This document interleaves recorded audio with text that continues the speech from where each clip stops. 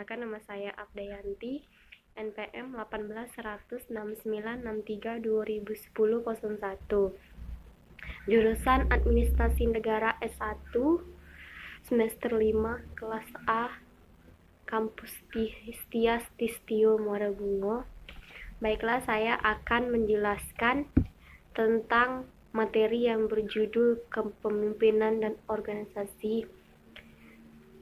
Kepemimpinan tanpa organisasi maka hanya sebatas konseptual kepemimpinan. Konsep-konsep tersebut butuh tempat dalam mengaplikasikannya agar menjadi sebuah kepemimpinan yang efektif. Contohnya seperti ini. Kepemimpinan dan organisasi itu saling berkaitan satu sama lain karena organisasi merupakan kegiatan dari manajemen dilaksanakan untuk dan mengatur seluruh sumber-sumber yang serta manajemen sebagai fungsinya, dan kepemimpinan untuk memimpin suatu kegiatan dalam organisasi untuk mengarahkan, mendorong, dan mengatur seluruh unsur-unsur di dalam organisasi untuk mencapai tujuan yang telah ditentukan. Di sini ada pertanyaan yang akan saya jawab nanti, yaitu pertanyaannya, sejak kapan Anda mengenal organisasi dan sejak kapan Anda terlibat organisasi, yang akan saya jawab nanti. Terus saya lanjut selanjutnya, definisi organisasi. Definisi organisasi adalah bentuk setiap perserikatan kerjasama manusia untuk mencapai tujuan bersama. Organisasi juga diartikan sebagai wadah atau tempat berkumpulnya orang-orang yang saling bekerja sama dalam mencapai tujuan. Baiklah, saya akan menjawab pertanyaan tadi. Sejak kapan Anda mengenal organisasi dan sejak kapan Anda terlibat organisasi? Pertanyaan 1 dan 2 yaitu jawabannya sama, sejak Anda dilahirkan.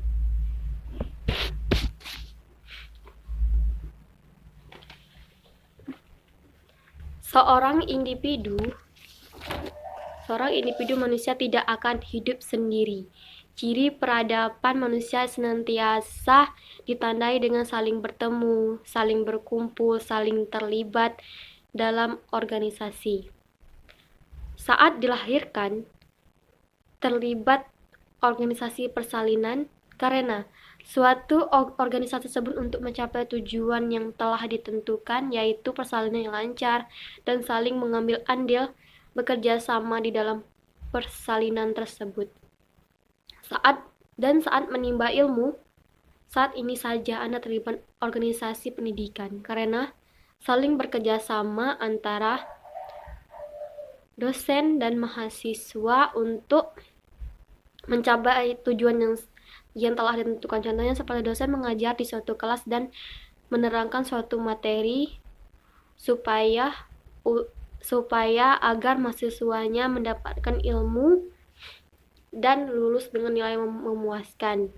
Sedangkan mahasiswanya bertujuan untuk lulus dan mendapatkan nilai yang memuaskan dan mendapatkan pengalaman.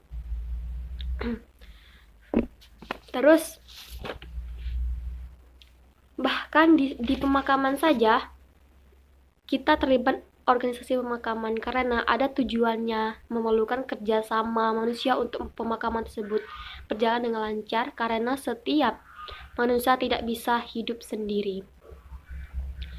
Lanjut, jenis organisasi. Jenis organisasi tersebut terbagi menjadi dua, yaitu organisasi formal dan organisasi non-formal. Sekarang saya akan menjelaskan organisasi formal, yaitu biasanya memiliki struktur yang tersusun amat baik, teratur, dan rapih. Kewajiban serta hak dari para anggota sudah diketahui secara pasti. Organisasi formal.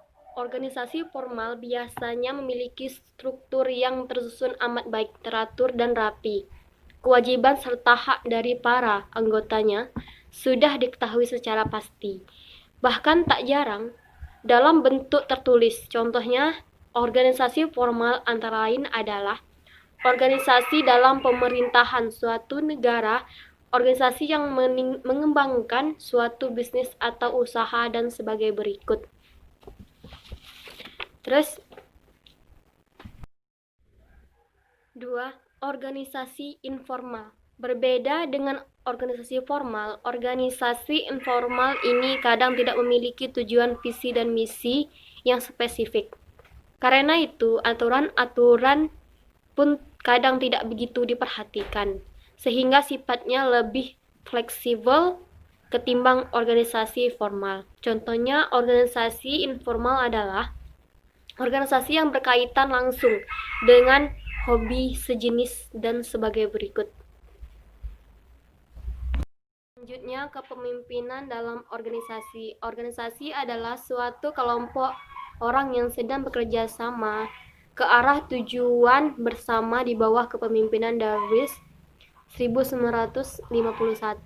Kepemimpinan dalam organisasi adalah sebuah proses di mana seorang pemimpin memengaruhi dan memberikan contoh kepada pengikutnya dalam upaya mencapai tujuan organisasi. Ada beberapa sikap kepemimpinan dalam organisasi yang perlu diterapkan oleh seorang pemimpin, di antaranya 1. Menjamin kedekatan dengan anak buahnya. 2. Memberikan semangat dan motivasi. 3. Memberikan kepercayaan dan tanggung jawab. Saya akan menjelaskan ketiga sikap tersebut, yaitu 1. Menjalin kedekatan dengan anak buah. Kepemimpinan dalam organisasi akan menjadi lebih efektif jika seorang pemimpin telah mendapat respek dari anak buahnya. Hal ini bisa dibangun dengan menjalin kedekatan dengan mereka sehingga mereka akan percaya dan mau mengikuti arahan Anda. 2. Memberikan semangat dan motivasi. Kepemimpinan dalam organisasi bukan melulu soal pangkat dan jabatan, tetapi kepemimpinan adalah bagaimana seorang pemimpin dapat memberikan semangat dan motivasi bahkan untuk setiap hal kecil dari pekerjaan yang anak buahnya Anda lakukan. 3. Memberikan kepercayaan dan tanggung jawab. Kepemimpinan dalam organisasi adalah tentang kepercayaan yang berikan anak buah Anda dan berikan. Ketiga, memberikan kepercayaan dan tanggung jawab. Kepemimpinan dalam organisasi adalah tentang kepercayaan. Berikan anak buah Anda kepercayaan dan tanggung jawab yang telah dalam melakukan tugas mereka. Jika ada hal yang tidak sejalan, jangan langsung menghakimi. Berikanlah feedback agar kedepannya mereka tidak takut salah dalam mengambil sebuah keputusan. Baiklah, terima kasih. Wassalamualaikum warahmatullahi wabarakatuh.